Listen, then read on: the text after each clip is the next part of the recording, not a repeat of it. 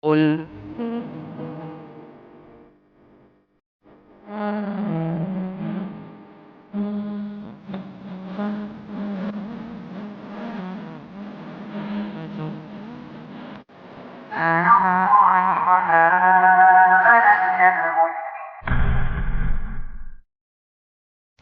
Bismillahirrahmanirrahim. Assalamualaikum warahmatullahi wabarakatuh. Waalaikumsalam. Innal hamdalillah nahmaduhu wa nasta'inu wa nastaghfiruh wa na'udzu billahi min shururi anfusina wa min sayyiati a'malina may yahdihillahu fala mudhillalah wa may yudlil fala hadiyalah wa asyhadu an la ilaha illallah wahdahu la syarikalah wa asyhadu anna Muhammadan abduhu wa rasuluh. Allahumma shalli ala nabiyyina Muhammad wa ala alihi wa man tabi'ahum bi ihsan ila yaumiddin. Allahumma inna nas'aluka al-jannah wa na'udzubika minan nar. Puji syukur kita panjatkan kepada Allah, salawat dan salam semoga tercurah kepada junjungan kita Nabi besar Nabi Agung Muhammad sallallahu alaihi wasallam. Baik Bapak dan Ibu sekalian yang semoga senantiasa dirahmati oleh Allah, kita bersyukur kepada Allah. Pada kesempatan pagi hari ini kita diberi nikmat kembali untuk berada dalam majelis yang mudah-mudahan mendapatkan berkah bagi kita semuanya. Dengan diberikan berkah ilmu, diberi taufik untuk beramal soleh, dan mudah-mudahan kita senantiasa diberikan keistiqomahan. Dan kita akan melanjutkan pembahasan kita dari kumpulan hadis Arba'in An-Nawawiyah, hadis-hadis dasar. Hadis nomor 19 membicarakan tentang menjaga hak Allah dan memahami takdir. Kemudian hadis ke-20 membicarakan tentang keutamaan sifat malu.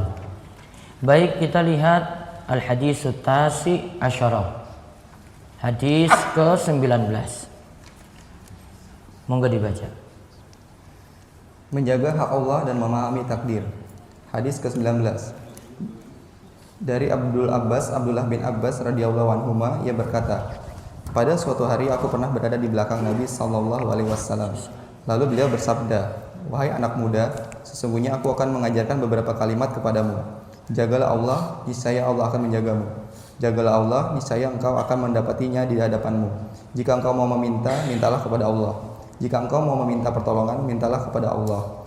Ketahuilah apabila semua umat berkumpul untuk mendatangkan manfaat kepadamu dengan sesuatu, maka mereka tidak bisa memberikan manfaat kepadamu kecuali dengan sesuatu yang telah Allah tetapkan untukmu.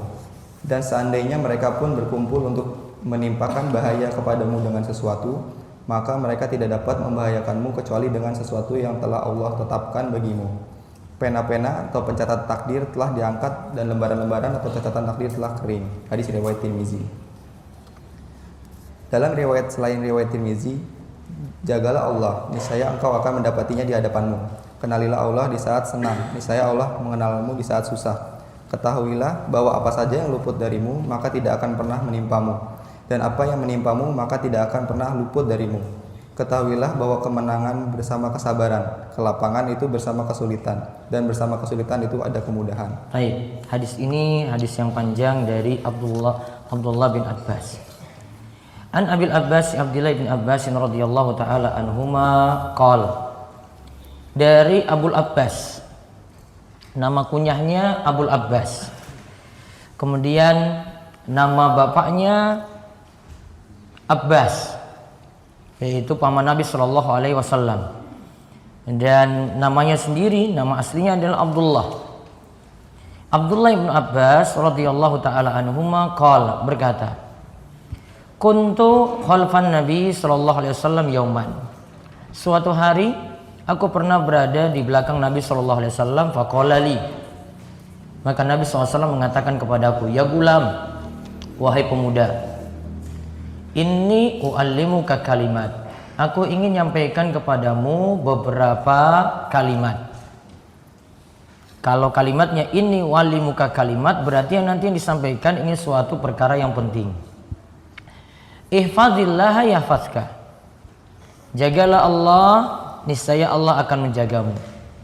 Ihfazillah tajiduhu tujahaka, jagalah Allah, niscaya engkau akan mendapati dia di hadapanmu. Idza sa'alta fas'alillah, jika engkau mau meminta, mintalah kepada Allah. Wa idza sta'anta fasta'in billah, Jika engkau meminta tolong, minta tolonglah kepada Allah. Wa alam annal ummata law istamat ala ay yanfa'uka bi syai'in lam yanfa'uka illa bi syai'in qad katabahu Allahu lak. Ketahuilah bahwasanya jika ada suatu umat berkumpul untuk mendatangkan manfaat untukmu dengan sesuatu, maka tidak bisa memberikan manfaat untukmu kecuali yang telah Allah takdirkan untukmu, yang telah Allah tetapkan untukmu. Wa in istamau ala ayyadurruka bi syai'in lam yadurruka illa bi syai'in qad kataballahu alaik. Dan jika kaum tadi berkumpul untuk memberi mudarat padamu, mereka tidak bisa memberikan mudarat padamu kecuali apa yang telah Allah tetapkan untukmu. Kalau kebaikan tadi di kalimat sebelumnya itu pakai qad kataballahu lak. Namun kalau untuk takdir buruk, qad kataballahu alaik. Laka itu untuk kebaikan, alaik itu untuk keburukan. Makanya di dalam doa ketika mengucapkan saat ada pengantin, kita hadiri resepsi nikah, dianjurkan baca apa? Barakallahu laka wa baraka alaika wa jama'a bainakuma fi khair. Barakallahu laka wa baraka alaika. Barakallahu laka itu artinya semoga berkah bagimu dalam kebaikan. Kemudian wa baraka alaika juga mudah-mudahan berkah bagimu ketika dalam keadaan susah. Wa jama'a bainakuma fi khair, dan semoga Allah mengumpulkanmu juga dalam kebaikan. Di sini ada laka, di sini juga ada alaika, suatu hal yang berbeda. Doa dengan laka itu doa untuk baik, doa untuk alaika itu doa untuk jelek. Lalu dikatakan rufi'atil aqlam wa jaffatis suhuf. Pena sudah terangkat, tinta sudah kering. Berarti catatan takdir sudah dicatat dan tidak bisa berubah lagi, dan sudah dicatat dalam waktu yang lama sekali. Rawahu Tirmidzi wa qala hadisun hasan sahih. Hadis ini diriwayatkan oleh Imam Tirmidzi dan hadisnya itu hasan sahih. Hasan sahih sebenarnya istilah yang berbeda. Hasan sendiri, sahih sendiri. Sahih itu kalau memenuhi 5 syarat hadis. Hadis disebut sahih kalau memenuhi 5 syarat. Sedangkan kalau hasan, 1 syarat kurang sempurna saja terpenuhi. Kalau digabung hasan sahih, ini sebenarnya suatu yang bertentangan, namun ada istilah dari Imam Tirmidzi. Hadisnya itu hasan sahih, bisa jadi maknanya adalah Imam Tirmidzi tidak bisa putuskan dari satu riwayat ini penilaiannya itu hasan atau penilaiannya itu sahih, maka dia gabungkan hasan sahih. Atau Imam Tirmidzi punya 2 jalur. Jalur pertama itu dengan derajat hasan, jalur kedua itu dengan derajat sahih. Maka akhirnya dihukumi hadis tersebut hasan sahih karena ada 2 jalur tadi. Dalam riwayat selain Tirmidzi, yaitu dalam riwayat Imam Ahmad dan juga Al-Hakim dalam Mustadraknya, ihfazillah tajidhu amama. Jagalah Allah maka engkau akan mendapati dia di hadapanmu. Ta'arraf ilallah fi rakha'i ya'rifka fi syiddah. Kenalilah Allah di waktu lapang maka Allah akan mengenalimu di waktu susah. Wa alam annama akhta'aka lam yakun liyusiba. Ketahuilah bahwa sesuatu yang nantinya tidak akan menimpamu, tidak akan sesuatu yang ditakdirkan akan luput darimu maka tidak akan menimpamu. Wa ma asabaka lam yakun liyukhti'ak. Dan apa yang nanti menimpamu tidak akan luput darimu. Wa alam anna nasra ma'as sabri. Ingat kemenangan itu bersama yang sabar. Wa annal faraja ma'al karbi. Kelapangan itu ketika seorang menghadapi kesulitan. Wa anna ma'al usri yusra. Di balik kesulitan itu ada kemudahan. Sekarang kita lihat hadis Ibnu Abbas tadi nomor 19, penjelasan hadisnya terlebih dahulu. Monggo dibaca. Yang dimaksud menjaga hak Allah di sini adalah menjaga batasan-batasan hak-hak, perintah dan larangan-larangan Allah. Bentuk menjaga hak Allah seperti 1. Menjalankan sholat, bahkan ini adalah bentuk perkara yang paling penting untuk dijaga. 2. Menjaga bersuci, karena bersuci adalah pembuka sholat. 3. Menjaga kepala dan perut, Bentuk menjaga kepala adalah menjaga pendengaran, penglihatan, dan lisan dan dari berbagai keharaman. Sedangkan bentuk menjaga perut adalah menjaga apa yang ada di dalamnya, yaitu menjaga hati dan perkara haram, serta menjaga perut dari dimasuki makanan dan minuman yang haram. 4. Menjaga lisan dan kemaluan. 5. Belajar ilmu agama sehingga bisa menjalankan ibadah dan muamalah dengan baik, serta berdakwah dengan ilmu untuk diajarkan pada orang lain. Baik. Tadi disebut menjaga Allah. Apa yang dimaksudkan menjaga Allah? Menjaga hak Allah. Kita jaga batasan-batasan, tidak dilampaui. Kita lakukan hak-hak Allah. Kita lakukan perintah yang Allah tetapkan, dan juga kita jauhi setiap larangan. Bentuknya apa? Imam Ibnu Rajab katakan beberapa bentuk. Ada di sini beliau katakan jaga sholat. Berarti menjaga sholat berarti menjaga hak Allah. Yang kedua, menjaga bersuci. Berarti kalau kita bersuci juga menjaga hak Allah. Terus menjaga kepala dan juga perut. Yang ada di kepala itu ada pendengaran, ada penglihatan. Ya, kemudian menjaga perut. Di dalam perut di sini ada hati. Kemudian kita juga jaga dari dimasuki hal-hal haram lewat makanan atau minuman yang masuk dalam perut. Kemudian yang keempat, menjaga lisan dan juga menjaga kemaluan. Menjaga lisan berarti ini dari omongan, dari ghibah, dari namimah. Kalau ghibah itu ceritakan jelek orang lain walaupun itu nyata ada padanya. Kalau namimah? Domba. Apa namimah? Ada domba. Si A itu cerita pada si B tentang si C. Ya, si A cerita pada si B tentang si C. Terus si B ini lapor kepada si C. Mana yang melakukan namimah itu? Hah? A cerita pada B tentang si C. Terus si B lapor pada C.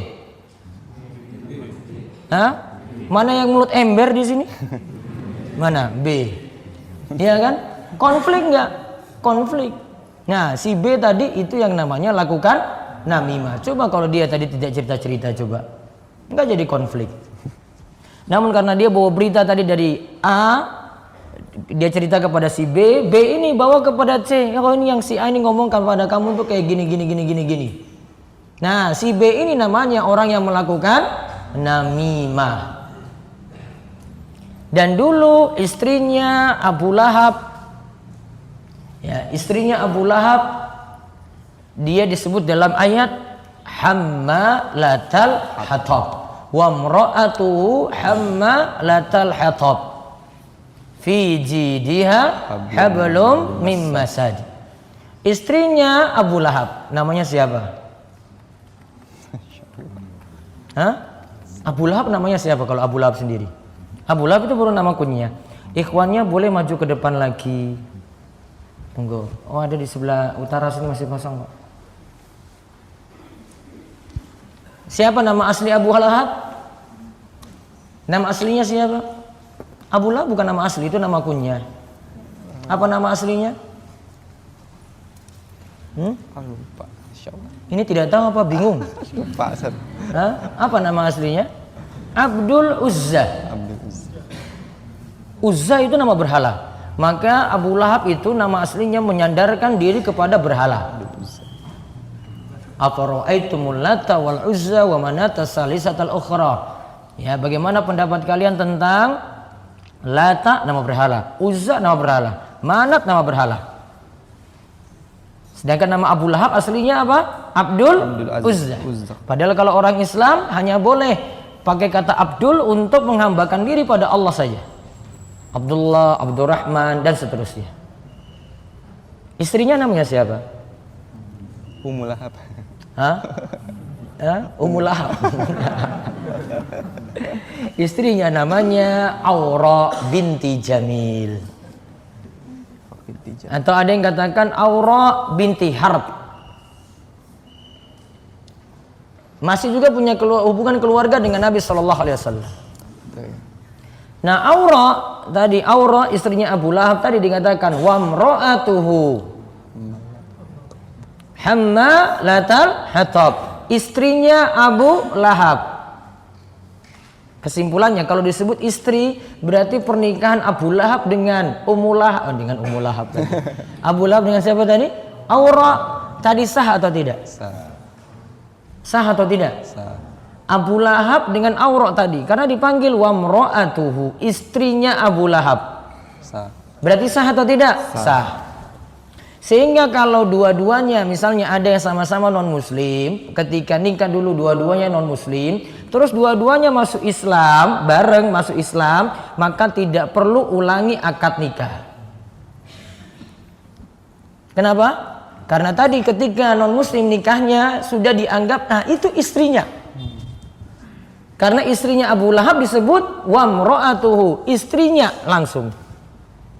Sandarkan pada suaminya. Wamro'atu hammalatal hatab. Apa maksud hammalatal hatab? Di antara pengertiannya tadi, biasa Aura ini manas-manasi, kompor-kompori, mulut ember tadi. Ya, dia ceritakan tadi, nanti kasusnya tadi ya kayak si A ceritakan pada si B gitu ya. Nah, terus dia lapor lagi pada si C, konflik jadinya C dan A. Nah, buat konflik kayak gitu. Maka diibaratkan dengan pembawa kayu bakar, manas-manasi. Awalnya tidak konflik, namun dia kompor-kompori. Makanya di situ dikatakan dia nantinya bawa kayu bakar, artinya karena di dunia biasanya Aura itu melakukan namimah. Ya, melakukan namimah. Namimah tadi ya, gambarannya seperti itu. Nah, kemudian menjaga kemaluan berarti menjaganya dari zina dan juga segala perantara menuju zina. Di samping zina juga menjaga diri juga dari homoseks, di sini juga termasuk, dan juga beberapa poin yang lainnya tentang menjaga kemaluan. Terus yang kelima, bentuk menjaga hak Allah lagi adalah caranya, kata Syekh Muhammad bin Shalih Al-Utsaimin, menjaga hak Allah itu dengan kita mempelajari ilmu agama.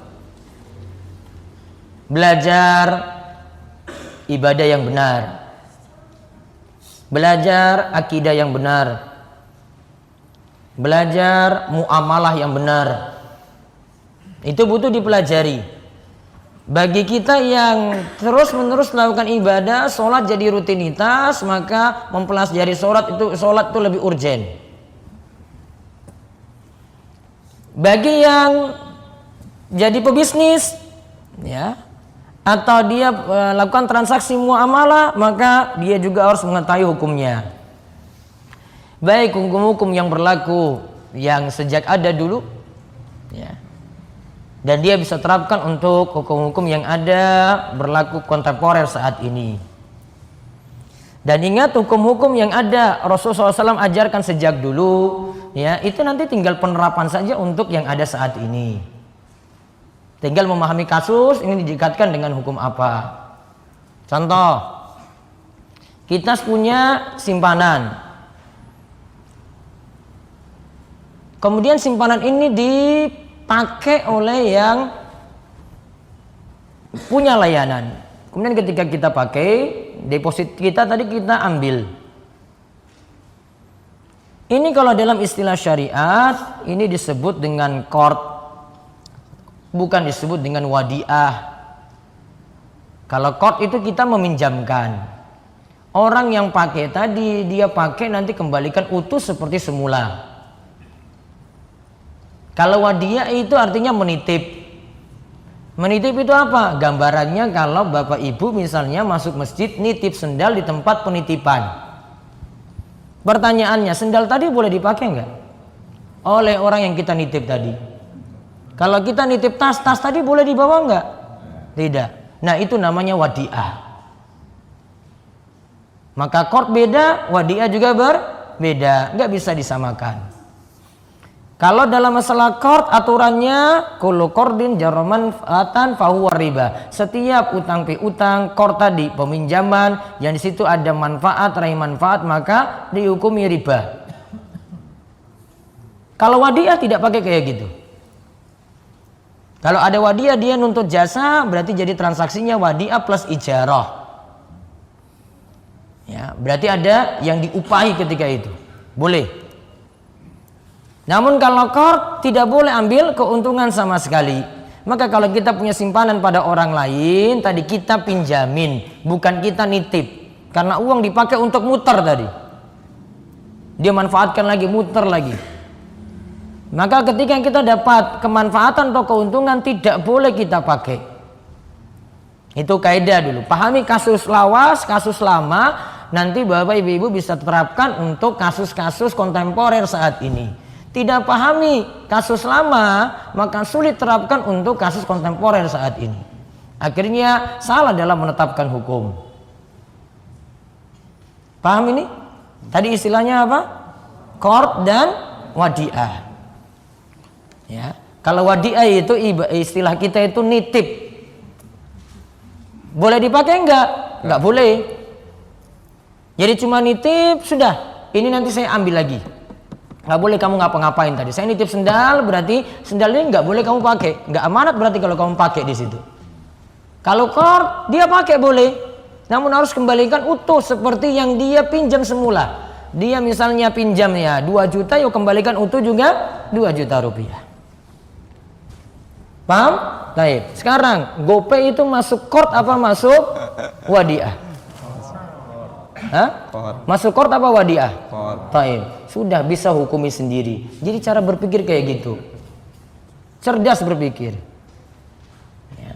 Pahami kasus lawas dulu, kasus lama dulu itu dipelajari. Oh ini kayak gini. Sudah terapkan ke saat ini, gampang penerapannya.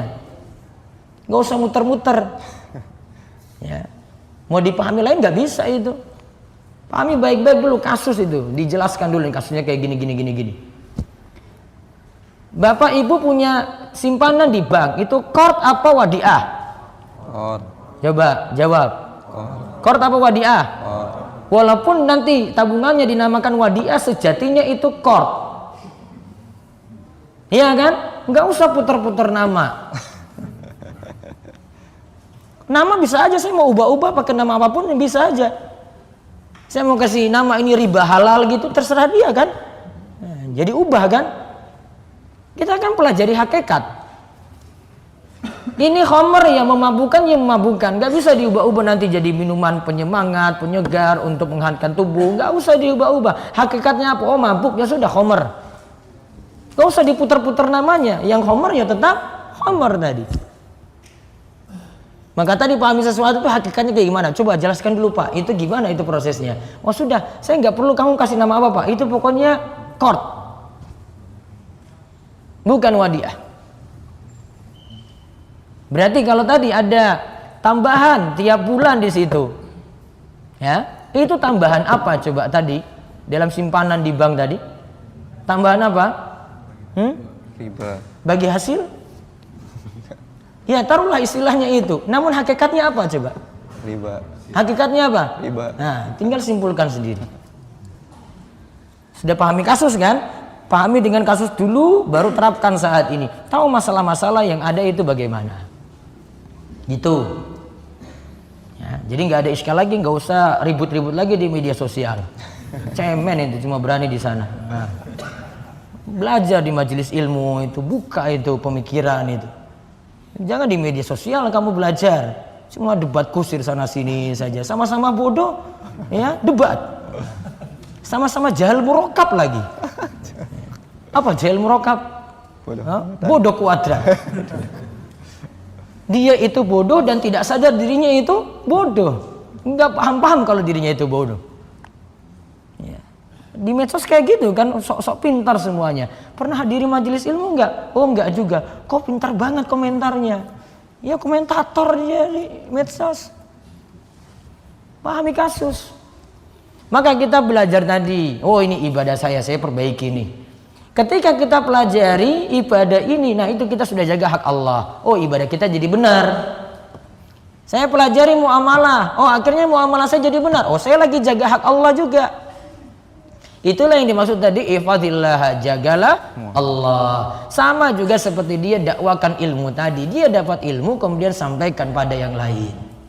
Nah sekarang kan tadi disebut Siapa yang menjaga Allah, maka Allah akan menjaganya. Sekarang balasannya bagaimana? Lihat lanjutannya. Balasan dari menjaga hak Allah adalah akan mendapatkan penjagaan dari Allah. Di antara bentuknya, 1. Allah akan menjaga untuk urusan dunianya. Akan diberi penjagaan pada badan, anak, keluarga, dan harta. Taib. Contoh, saya buktikan yang nomor 1 ini. Zikir pagi petang. Allahumma inni as'alukal afwa wal afiyah fid dunya wal akhirah. Allahumma inni as'alukal afwa wal afiyah fi dini wa dunyaya wa ahli wa mali. Nanti ada lanjutannya. Coba lihat pada bagian awal. Allahumma inni as'alukal afwa wal afiyah. Ya Allah, aku mohon kepadamu afwa, ampunan, wal afiyah, keselamatan. Allahumma inni as'alukal afwa wal afiyah.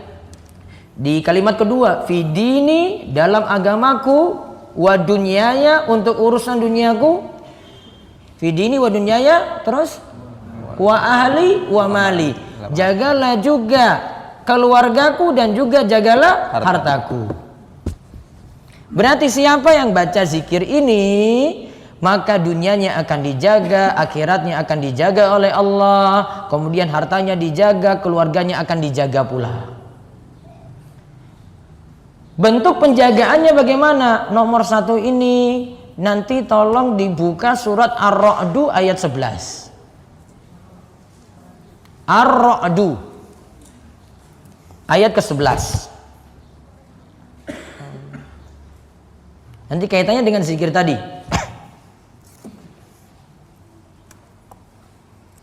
Di buletin ini saya nggak bahas panjang lebar karena nggak muat.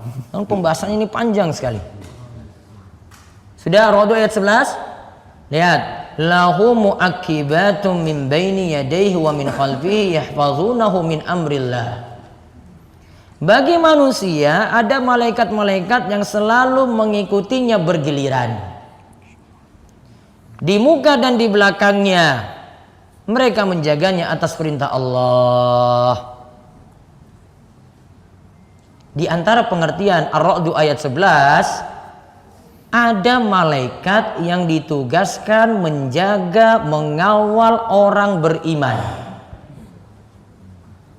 Saya ulang, ada malaikat yang ditugaskan menjaga, mengawal orang beriman. Ar-Ra'd ayat 11 tadi dikatakan oleh Ibnu Abbas, yang jaga tadi itu adalah para malaikat. Mereka itu menjaga orang beriman tadi atas perintah Allah. Jika datang ajal, kematian, barulah malaikat-malaikat tadi akan meninggalkannya. Imam Mujahid juga mengatakan, seorang tabi'in, setiap hamba beriman akan dijaga oleh malaikat. Dijaga ketika tidur, dijaga ketika terbangun, dijaga dari gangguan jin, dari gangguan manusia, dan dari gangguan hewan berbisa.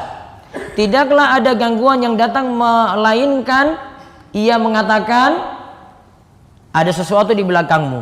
Maka terlindungi tadi dengan bantuan malaikat, dengan izin Allah. Kecuali ada sesuatu yang Allah izinkan akan menimpanya, maka pasti jadi ketetapan yang tak mungkin dicegah. Kalau Allah takdirkan kena musibah, baru kena.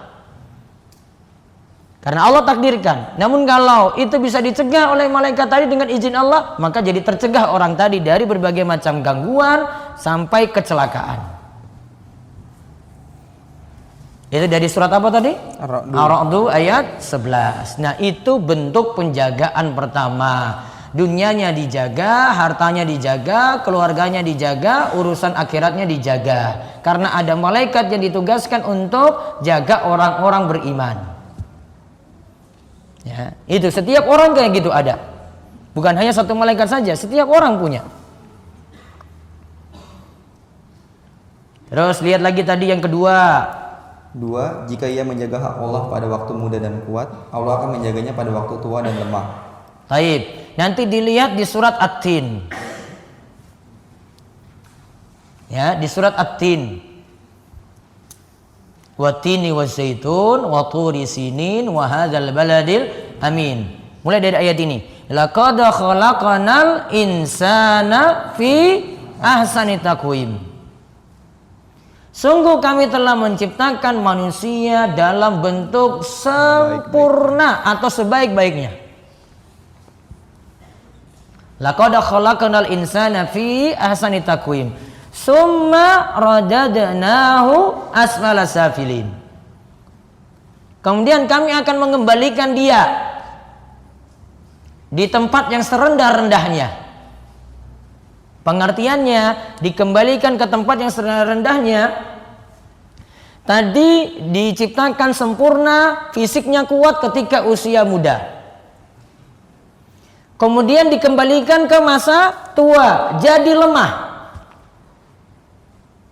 Saya ulang, di masa muda dibuat kondisinya kuat. Kuat untuk ibadah. Kemudian berubah nanti ketika di masa tuanya. Summa radadnahu asfala safilin. Dijadikan keadaannya itu rendah alias lemah. Lanjutannya apa? Illal ladzina amanu wa amilus solihati falahum ajrun ghairu mamnun. Kecuali orang yang beriman dan beramal soleh, pahalanya bagi mereka tidak putus-putus. Artinya di waktu muda mereka beramal dicatat sampai waktu tua, meskipun di waktu tua dalam keadaan lemah. Saya ulang, di waktu muda dia semangat beramal ya, maka dicatat sampai waktu tuanya, pahalanya tetap terus ada walaupun ketika sudah tua, fisiknya sudah lemah, nggak bisa beraktivitas lagi seperti masa mudanya. Nggak bisa berdiri lagi sempurna, nggak bisa rukuk sempurna, nggak bisa sujud sempurna. Dicatat seperti pahala di masa muda. Itu artinya Allah jaga dia dari kondisi mudanya sampai kondisi tuanya. Penjagaan Allah seperti itu. Contoh para ulama jelaskan lagi dengan kisah-kisah. Ya. Kalau dalam mazhab Syafi'i ada seorang ulama yang bernama Al-Qadi Abu Syuja. Umurnya ketika meninggal dunia 160 tahun. Dalam mazhab Hambali lagi ada lagi. Namun cerita yang dibawakan oleh Imam Ibn Rajab Al-Hambali tidak menyebutkan ulama siapa. Namun ada ulama-ulama yang seperti ini ceritanya. Jadi ketika sudah berusia lebih dari 100 tahun, ulama ini sudah sepuh sekali. 100 tahun sudah sepuh banget ya. Maka ketika dia lewat suatu jalan, di situ mesti lompat. Maka dia yang berusia 100 tahun lebih tadi lompat dengan lompatan yang jauh. Kalau di zaman ini itu paling kita nuduh dia, ini punya ilmu sakti apa bisa lompat seperti itu. Namun coba ketika itu dia jawab, hazihil jawarihu hafiznaha anil ma'asi fis sighar fa hafizahallahu alaina fil kibar. Ini anggota badanku ini ya, kami menjaganya dari maksiat di waktu muda. Maka Allah menjaganya terus sampai waktu tua. Fisiknya tetap kuat, bahkan ulama semacam ini kecerdasannya juga tetap kuat ketika itu. Masih jadi seorang ulama besar. Namun ketika para ulama lihat ada yang sudah sepuh, jalannya itu sulit, maka mereka katakan inna hadza dhayya Allahu fi sigharihi fa dhayya'ahu Allahu fi kibarihi. Ini orang yang ketika mudanya dia lalaikan hak-hak Allah, maka di waktu tuanya jadinya seperti ini. Allah lalaikan dia, Allah tinggalkan dia, Allah tidak menolong dia. Maka tidak tepat istilah anak muda, masa muda itu foya-foya, tua kaya raya, mati masuk surga, banyak mimpi. Gimana coba ini? Dia lalaikan Allah ketika waktu muda, gimana mungkin dijaga di waktu tua? Maka berarti bentuk penjagaan yang kedua akan dijaga sampai waktu tua kalau dia menjaga Allah pada waktu mudanya. Paham ya? Bisa jadi fisiknya, kecerdasannya, kesehatannya. Dan rata-rata orang yang ketika mudanya itu ibadahnya bagus, Allah jaga terus sampai tua itu ibadahnya kuat terus. Maka manfaatkan masa muda, masa kuat. Di sini tidak disebutkan umur berapa itu muda tadi. Yang penting masih kuat ibadah. Masa kuat kita dimanfaatkan baik-baik untuk ibadah pada Allah. Jangan disia-siakan. Insya Allah akan langgeng terus tadi ibadahnya. Terus lagi balasan ketiga. 3. Keturunannya akan dijaga. Keturunannya akan dijaga. Nanti dibuka surat Al-Kahfi ayat 82. Al-Kahfi. Dibaca kapan Al-Kahfi? Hari Jumat dan malam Jumat. Enggak baca Yasin malam Jumat? Hah? Dulu. Kita sama berarti. Berarti masih hafal ya? Hah? Wa man nu'ammirhu nakissu fil khalq ya. Afala ya'qilun. Ini kalau orang-orang dulu bacanya cuma ngaur aja, pokoknya keluar huruf aja gitu. Ini panjang pendeknya nggak tahu. Al-Kahfi ayat 82. Coba lihat nanti, situ kan ada kisah Khidir dan Musa. Ada 3 peristiwa di situ. Di antara peristiwanya ada rumah yang roboh, kemudian Khidir dirikan. Ya, ada rumah yang roboh, Khidir dirikan. Ketika itu ditanya oleh Musa. Nabi Musa ketika itu tanya, itu ngapain kamu tidak dikasih upah juga, kamu kok mau-maunya dirikan bangunan itu? Maka di akhir kisah Khidir jawab, wa ammal jidaru fakana li gulamaini yatimaini fil Madinah wa kana tahtahu kanzul lahuma wa kana abuhuma salihah. Adapun tembok tersebut yang didirikan itu milik 2 anak yatim di kota tersebut. Di bawah tembok tadi itu ada harta simpanan. Sekarang masih ada.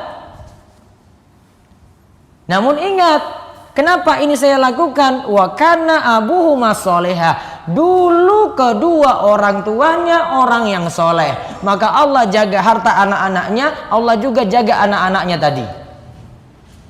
Anaknya kan yatim. Namun anak yatim ini dijaga oleh Allah. Sebabnya kenapa? Orang tuanya dulu dalam keadaan soleh. Kesimpulannya apa? Allah akan menjaga orang-orang soleh pada keturunannya pula. Keturunannya akan dijaga. Tadi anak yatim tadi Khidir bantu. Karena tahu dulu kedua orang tuanya orang yang soleh. Dibantu ketika itu. Bangunannya roboh, ada harta simpanan di bawahnya. Maka bentuk penjagaan Allah seperti itu. Makanya dulu para ulama ingin supaya anak-anaknya itu soleh, mereka itu yang malah nambah amal soleh. Seperti dikatakan oleh Said bin Al-Musayyib, la azidanna fi sholati min ajlik roja'an an uhfadha fik. Said itu pernah mengatakan, wahai anakku, aku selalu memperbanyak sholatku dengan tujuan supaya Allah selalu menjagamu. Memperbanyak sholat apa di sini? Apa sholat wajib? Enggak, sholat wajib sudah dibatasi. Berarti memperbanyak sholat apa? Sunnah. Maka lantaran Said bin Al-Musayyib menjaga sholat sunnah, dia punya tujuan supaya anak-anaknya terus dijaga oleh Allah. Berarti kesimpulannya, siapa yang menjaga hak Allah, Allah juga akan jaga keturunannya. Terus ada lagi balasan keempat. 4. Akan dijaga dari gangguan jahat. Akan dijaga dari gangguan jahat. Ada penjahat maupun hewan yang jahat. Saya contohkan di sini disebutkan oleh Ibnu Rajab 2 kisah. Ada di situ bekas budak Nabi SAW bernama Safinah. Dia pernah bawa perahu di lautan, kemudian tiba-tiba terdampar di sebuah pulau dan gak tahu jalan keluar dari pulau itu seperti apa. Tidak tahu jalan keluar dari pulau itu bagaimana. Tiba-tiba muncul seekor singa, asad, singa. Singa tadi ya bersama Safinah kemudian jalan. Sehingga ini menuntun Safinah tadi untuk cari jalan pulang. Ketika sudah sampai jalan keluar, sudah dapati jalan pulangnya, kemudian singa tadi itu bersuara, seakan-akan itu menandakan sekarang kita itu berpisah. Diganggu nggak tadi oleh singa? Tidak, malah dibantu dicarikan jalan keluar dengan izin Allah. Ada lagi Ibnu Rajab cerita, ada seorang ulama bernama Ibrahim bin Adham. Suatu saat ia pernah tertidur di sebuah kebun. Ketika itu di kebun tadi ada ular datang. Dia tertidur lelap, pas ular itu datang di dekat mulutnya. Nah, ini mulutnya ini, dekat mulut Ibrahim. Ya. Namun ketika dia tidur, dia dijaga terus. Ular tadi nggak macam-macam. Ya. Cuma suara berisik saja itu. Ya. Kayak gitu terus. Sampai kemudian Ibrahim bin Adham itu terbangun. Dia selamat tadi dari ular tadi. Padahal sudah ada di depan mulutnya langsung. Itu tanda orang-orang soleh dijaga oleh Allah Subhanahu wa ta'ala dari berbagai macam gangguan. Ada lagi balasan kelima? 5. Allah akan menjaga agama dan iman serta diselamatkan dari syubhat dan syahwat. Nah, lihat, kalau yang kelima ini lebih lagi daripada 4 yang disebutkan sebelumnya. Kalau yang tadi cuma kaitannya dengan dunia, tadi dunianya dijaga. Yang kedua tadi apa? Yang kedua apa? Tua. Waktu mudanya dijaga sampai waktu tua. Yang ketiga? Keturunannya. Yang keempat? Dari gangguan-gangguan jahat. Yang kelima, ini lebih daripada yang 4 tadi. Dia jaga hak Allah dengan baik, ibadahnya dia jaga terus, thalabul ilminya dia jaga terus, Allah jaga dia dengan memberikan iman, ketakwaan, dijauhkan dari syubhat, dijauhkan dari syahwat, sampai nanti dia meninggal dunia. Itu penjagaan dari Allah. Lebih-lebih lagi nanti ketika dia masuk akhirat, mulai dari alam kubur, imannya dikokohkan, nantinya dia mudah menjawab pertanyaan kubur. Yusabbitullahu alladhina amanu bil qawli tsabiti fil hayati dunya wa fil akhirah. Allah itu akan mengokohkan orang-orang yang beriman. Dikokohkan untuk diantara pengertiannya di dunia dan dikokohkan di akhirat. Bentuknya di sini diantara tafsirannya adalah ketika ditanya siapa Robmu, siapa nabimu, apa agamamu, dia akan mudah menjawabnya ketika berada di alam kubur. Karena imannya apa tadi? Dijaga oleh Allah. Dibawa mati imannya tadi, maka iman ini berpengaruh untuk mudah atau tidaknya menjawab pertanyaan kubur. Orang beriman bisa jawab dengan mudah. Orang munafik, dia cuma mengatakan, iya saya dulu pernah mendengar ini jawabannya seperti ini, seperti ini, seperti ini, namun tidak bisa jawab. Orang beriman jawabnya dengan mudah. Apalagi keimanannya itu benar terhadap Allah, keimanannya benar terhadap nabinya, keimanannya benar terhadap agamanya. 3 hal ini benar, maka jadi mudah untuk jawab pertanyaan kubur tadi. Nah, berarti kalau bentuk penjagaan seperti itu, sebaliknya, kalau kita tidak menjaga hak Allah, sebaliknya berarti apa? Allah tidak menjaga kita. Syekh Muhammad bin Shalih Al-Utsaimin katakan, "Malam yahfazillah fa innahu la yastahiq ay yahfazahullahu azza wa jalla." Malam yahfazillah, siapa yang tidak menjaga hak Allah, maka tentu Allah tidak akan memberikan penjagaan pada dirinya. Kalau Allah tidak jaga lagi, bagaimana mungkin urusan kita mudah? Maka biasanya yang terjadi kalau para ulama itu saksikan, mereka sampai katakan, inilah a'siyallaha fa'arifu dzalika fi khulqi khadimi wa dabbati. Jika suatu waktu aku bermaksiat pada Allah, maka ketika aku pulang, aku akan lihat tingkah laku yang buruk pada pembantuku dan juga pada hewan tungganganku. Ada yang aneh-aneh saja yang dia saksikan dalam rumah. Gara-gara apa? Maksiat di luar rumah. Dia maksiat di luar rumah, istrinya jadi masalah di rumah, anaknya demikian, ya, pembantunya demikian, sampai dia sebut kendaraannya juga berupa hewan tunggangan juga demikian. Karena apa? Tidak menjaga hak Allah, penjagaan Allah lepas. Berarti sebaliknya, kalau jaga hak Allah, Allah akan terus jaga kita. Lepas dari jaga aturan-aturan tadi, sudah urusan tidak dimudahkan tadi oleh Allah Subhanahu wa taala. Nah, penjelasan lengkapnya tentang tadi saya bawakan kisah-kisah, nanti bisa lihat di rumahisa.com, ya. Kisah-kisah tadi saya himpun dalam beberapa pembahasan lengkap, ada cerita-ceritanya dan kalimat-kalimatnya sudah ada seperti itu. Nah, terus dibacakan lagi. Kalimat hadis jagalah Allah niscaya engkau akan mendapatinya di hadapanmu, maksudnya adalah siapa yang menjaga aturan Allah dan memperhatikan hak-haknya, ia akan mendapati Allah dalam setiap keadaan di mana Allah akan menolong, menjaga dan memberi taufik padanya.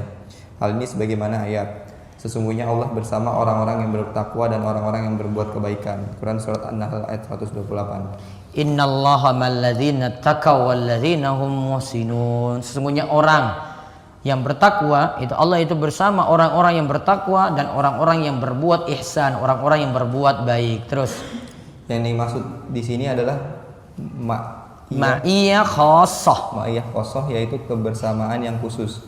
Konsekuensinya Allah beri pertolongan dan penjagaan. Nah, kebersamaan, nah ini ada sifat Allah, kalau para ulama itu bahas, ada namanya sifat ma'iyah, kebersamaan.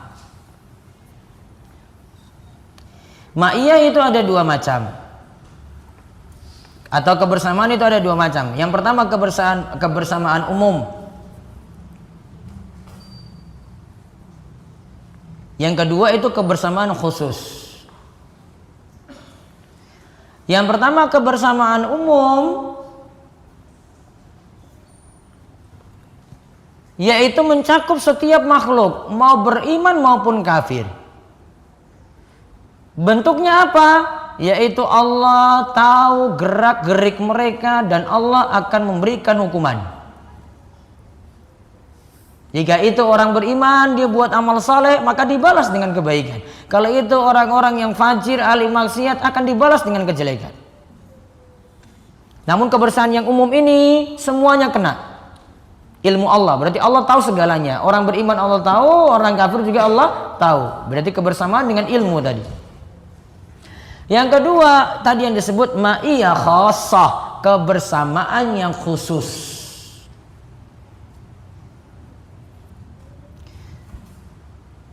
Ini pada siapa? Khusus untuk orang-orang beriman saja.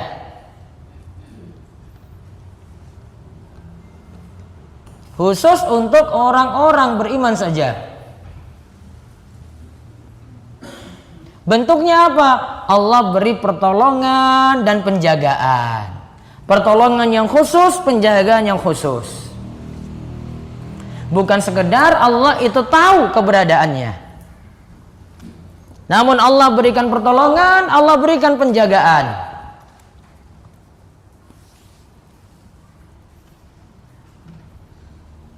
Berarti mana kebersamaan yang luar biasa di sini? Yang pertama apa yang kedua? Kebersamaan yang kedua. Kalau kebersamaan yang pertama, ini pada setiap orang. Namun bersama ini bukan berarti Allah itu satu tempat dengan makhluk. Tidak mengkonsekuensikan Allah satu tempat dengan makhluknya di muka bumi. Fatal nanti ini. Fatalnya gimana? Wah, ini merembet dalam masalah yang lainnya loh ini.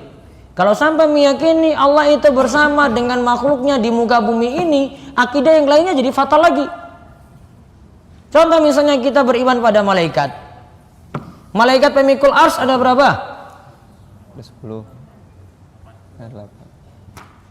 Wa yahmilul arsya rabbika fawqahum yauma idzin samaniyah.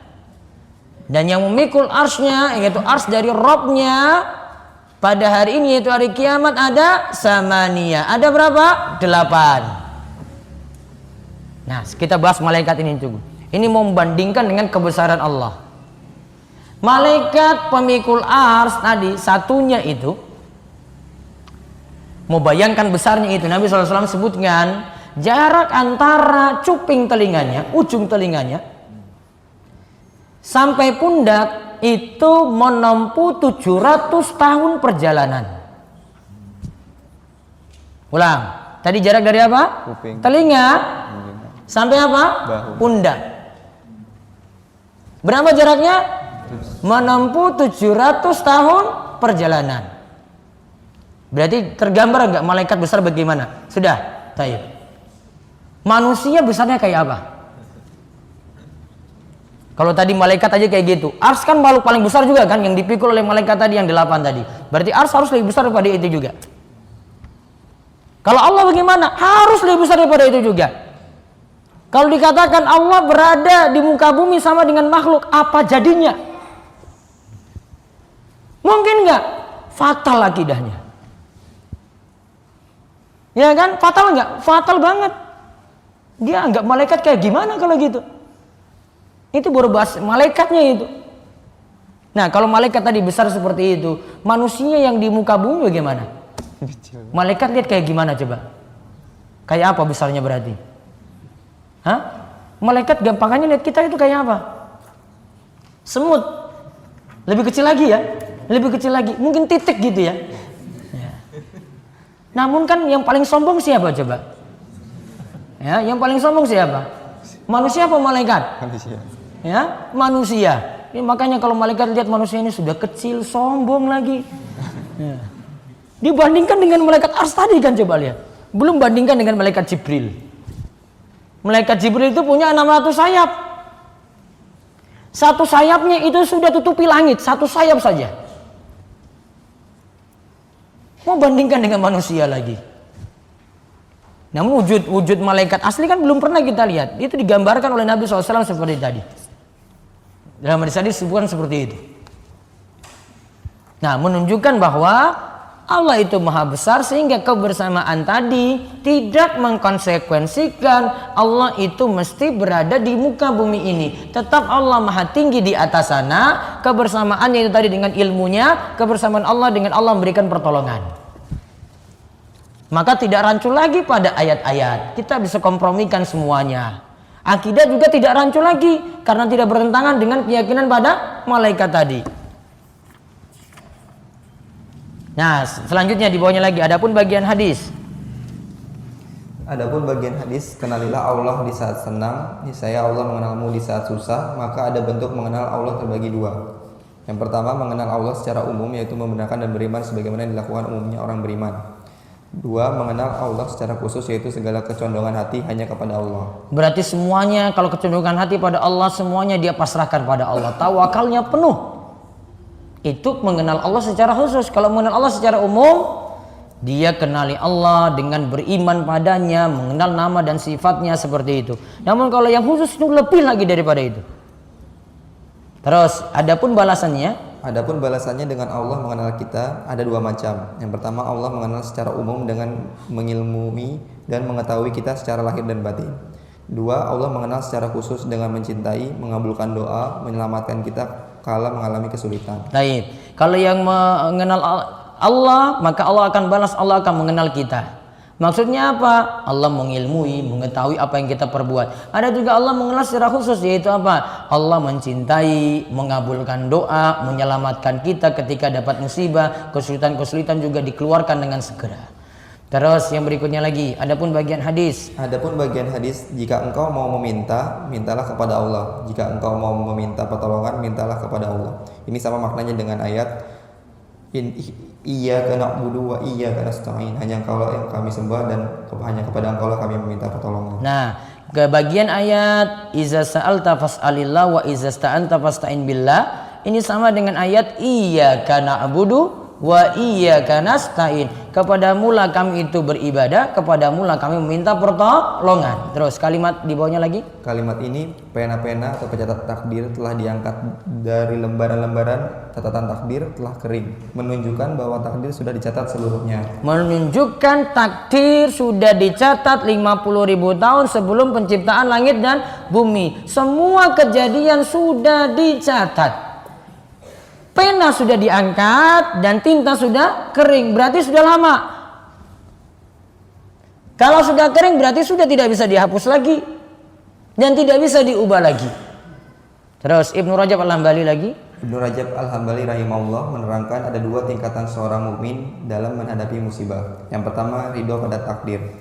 Yang kedua, sabar dalam menghadapi musibah. Bedanya, sabar itu menahan diri dari murka namun tetap masih merasakan sakit. Sedangkan ridho itu hatinya lapang dan menerima takdir. Dan rasa yakinnya begitu besar hingga mengalahkan rasa sakitnya. Baik, berarti mana tingkatan yang paling tinggi? Ridho apa sabar? Ridho. Hah? Ridho apa sabar? Ridho. Ridho paling tinggi dibandingkan dengan sabar. Mana yang hukumnya wajib? Ridho atau sabar? Sabar. Sabar. Ditulis keterangan, sabar hukumnya wajib, ridho hukumnya sunnah. Sabar itu hukumnya wajib, ridho hukumnya sunnah. Sabar tadi masih ada rasa sakit nggak? Nah, masih nggak? Masih.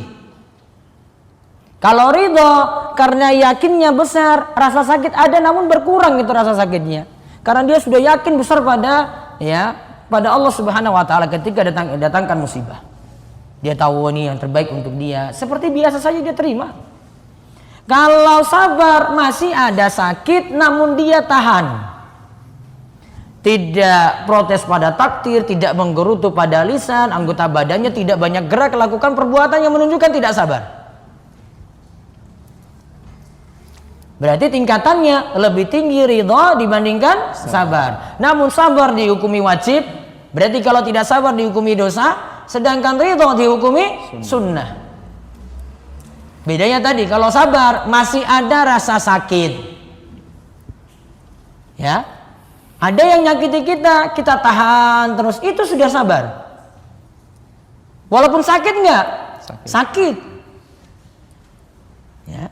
Sakitnya ada. Jadi sabar itu masih dirasakan sakit. Kalau ridho sudah biasa, sakit pun enggak dia rasakan. Oh ya sudah kayak gitu, ya sudah. Biasa-biasa saja. Rasa yakinnya terlalu besar pada Allah Subhanahu wa taala. Nah, sekarang kita lihat faedah hadis.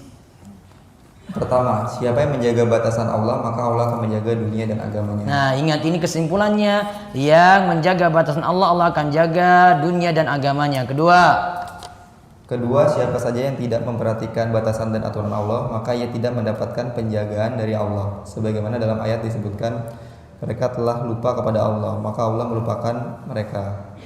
Maka Allah melupakan mereka, bukan kalimatnya lupa bagi Allah, bukan. Namun Allah meninggalkan mereka. Makanya saya kasih dalam kurung, Allah meninggalkan mereka. Karena tidak boleh sifat lupa disandarkan pada Allah. Maksud nisyan di sini bagi Allah adalah Allah meninggalkan. Terus yang ketiga, al-jaza min jinsil amal, balasan itu sesuai dengan amal perbuatan. Artinya amalan menjaga hak Allah, dibalas pula dengan penjagaan dari Allah. Nah, dia jaga hak Allah, maka Allah balas juga, Allah akan menjaga dirinya. Terus keempat, hamba hendaklah mengkhususkan ibadah dan isti'anah atau meminta pertolongan hanya kepada Allah. Nah, ibadah untuk Allah, isti'anah minta pertolongan juga untuk Allah. Kelima, hadis ini mengajarkan bagaimanakah mengimani takdir. Nah, lihat, apa yang luput darimu ditakdirkan, kamu nggak dapat maka tidak akan dapat. Walaupun sudah berusaha untuk cari itu, karena memang tidak ada dalam jatah takdirmu. Namun apa yang sudah ditetapkan untukmu, oh ini sudah dapat jatah nih. Ya, ada orang yang cegah untuk kamu dapati, tetap akan dapat walaupun banyak yang menghalangi. Itu iman pada takdir seperti itu yang dimaksudkan dalam hadis. Terus, hamba atau makhluk tidak bisa memberi manfaat dan tidak bisa mendatangkan mudarat kecuali manfaat dan mudarat tadi ditetapkan oleh Allah. Baik, manusia tidak bisa memberi manfaat apa-apa kecuali kalau Allah tetapkan. Manusia juga tidak bisa datangkan mudarat kecuali Allah tetapkan. Makanya nggak perlu rasa khawatir besar ketika keluar rumah gitu. Wah, jangan-jangan nanti saya kecelakaan di tengah jalan gimana ya? Jangan-jangan nanti motor saya masuk selokan bagaimana ya? Wah, jangan-jangan, banyak jangan-jangannya itu, banyak khawatirnya. Kalau kalimat ini dipahami, kalau memang bukan takdir kita ya sudah, berarti semua pasrahkan pada Allah. Makanya ketika keluar rumah kita baca apa? Bismillahi tawakkaltu 'ala Allah la haula wala quwata illa billah. Dengan nama Allah, tawakkaltu, aku bertawakal, situ kalimatnya. Berarti dia pasrahkan semua pada Allah biar urusannya mudah ketika keluar rumah. Terus yang ketujuh, apa yang dikehendaki pasti terjadi, yang tidak Allah kehendaki tidak akan terjadi. Masya Allah, karena wa ma lam yasha lam yakun. Taib. Apa yang dikehendaki pasti terjadi, yang tidak Allah kehendaki tidak akan terjadi. Atau kalimatnya Masya Allah, karena wa ma lam yasha lam yakun. Allah Ta'ala berfirman, wa ma tasyauna illa ayyasha Allah, innallaha kana aliman hakimah.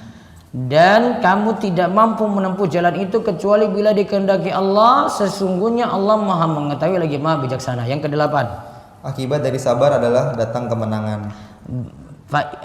Fa inna nasra ma'as sabri. Kalau orang sabar, nanti ujung-ujungnya ada kemenangan. Maka sabar dulu. Terus yang kesembilan, di balik kesulitan ada kelapangan dan kemudahan. Di balik kesulitan ada kelapangan dan kemudahan. Allah Ta'ala berfirman, fa inna ma'al usri yusra, inna ma'al usri yusra. Karena sesungguhnya sudah kesulitan ada kemudahan, sesudah kesulitan itu ada kemudahan. Baik, lihat di sini, fa inna ma'al usri yusra, inna ma'al usri yusra. Di balik kesulitan itu ada kemudahan, di balik kesulitan itu ada kemudahan. Di antara pengertiannya, lihat perkataan ulama di bawah. Para ulama mengatakan, seandainya kesulitan itu datang dan masuk dalam lubang ini, maka akan datang kemudahan dan ia turut masuk ke dalam lubang tersebut sampai ia mengeluarkan kesulitan tadi.